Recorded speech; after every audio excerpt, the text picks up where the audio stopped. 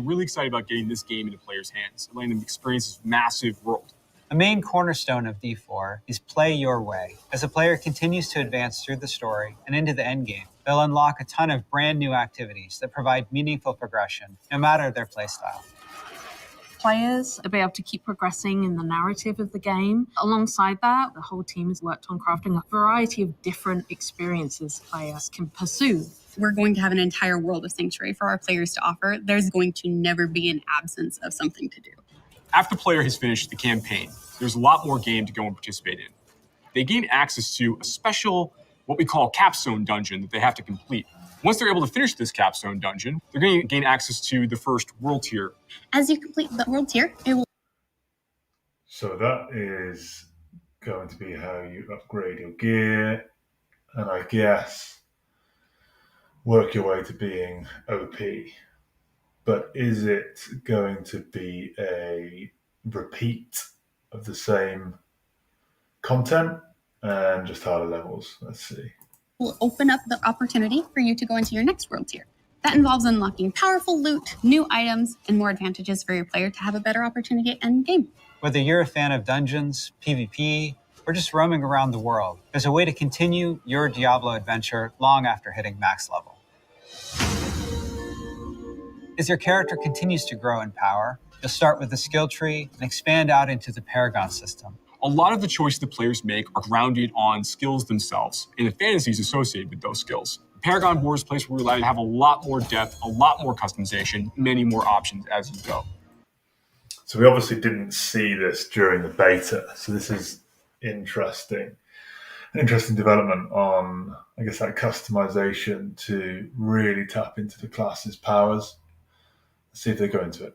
You can rotate the board, so you can choose a different path. If you're like, I want to do more strength-based things, or I want these particular boons or glyphs, you can chart your path through it, and they're really a way for you to keep expanding your character and making it uniquely yours.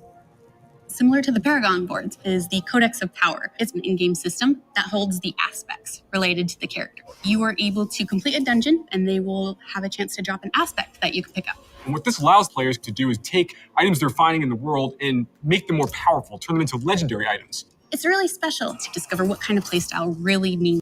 And we obviously saw the Codex of Power during the beta. Only a handful able to be obtained, though. It's the most here.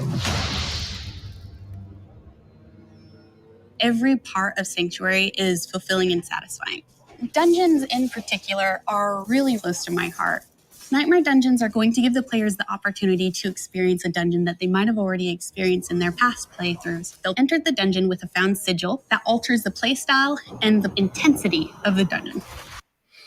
So I wonder if there's any more tactics to these, or is it just going to be button bash and spin to win with the barbarian?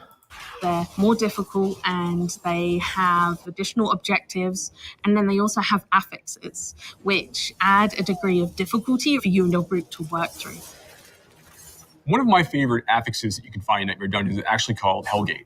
Occasionally, these portals will open up throughout the area that will just pour out different monsters that aren't native to that region for you to also be dealing with while you're trying to handle everything else inside the dungeon. There's over 120 dungeons to play through and find in Diablo 4, and any one of them. But are all 120 endgame, or are they, starter dungeons, and therefore actually endgame is like 5 or 6? See if they go into it. It can become a nightmare dungeon by finding a nightmare sigil and then using it to activate the nightmare version of that dungeon space. Everything's a little darker, everything's more difficult. It's going to add a little bit of a twist of flavor on your particular dungeon. There's some targeted activities in Diablo 4 that suit what you're feeling in the mood for. The Forces of Hell are starting to have more influence in certain parts of Sanctuary in the vast interconnected overworld of the experience. And as the players are going into Helltide areas, they're going to find even more powerful monsters. And by killing them, they'll be able to gain these special shards they can take to go and use to purchase these big rewards are available at these caches that are found littered throughout Helltide areas. The sky darkens and the rivers run red, meteors fall from the sky, and the monsters get harder. We really want to create new experiences for the players. There's one I really like called Whispers of the Dead, which you get from the Tree of Whispers. The Tree of Whispers is grim and a little gruesome, but it's also something mystically haunting and kind of beautiful. The tree has a little bit of a grudge against our players and it would like for them to go serve its needs.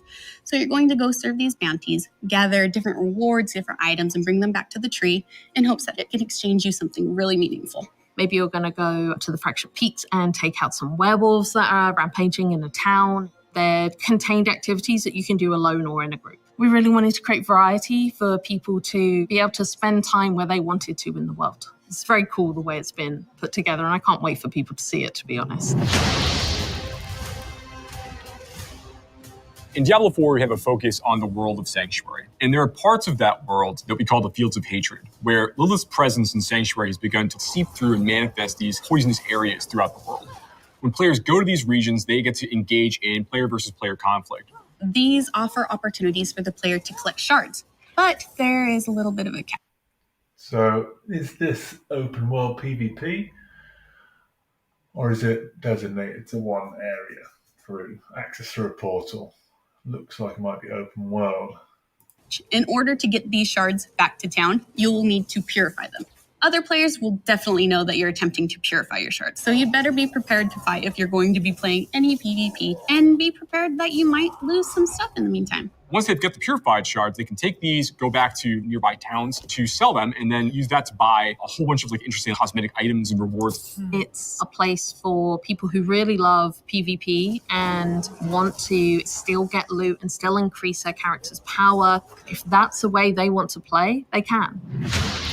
So is that more of a transmog reward, or is there going to be significant power increase? It seemed a little open-ended.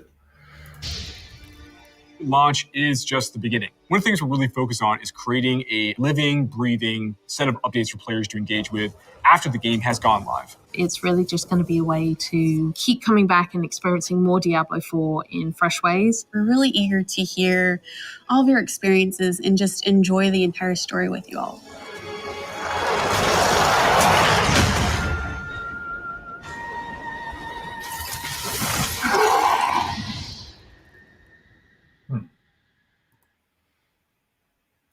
Well, I'm definitely excited for it. Let me know what your thoughts are on some of the questions I asked, some of the content, and we'll see if we can do some more digging, find out what's going on.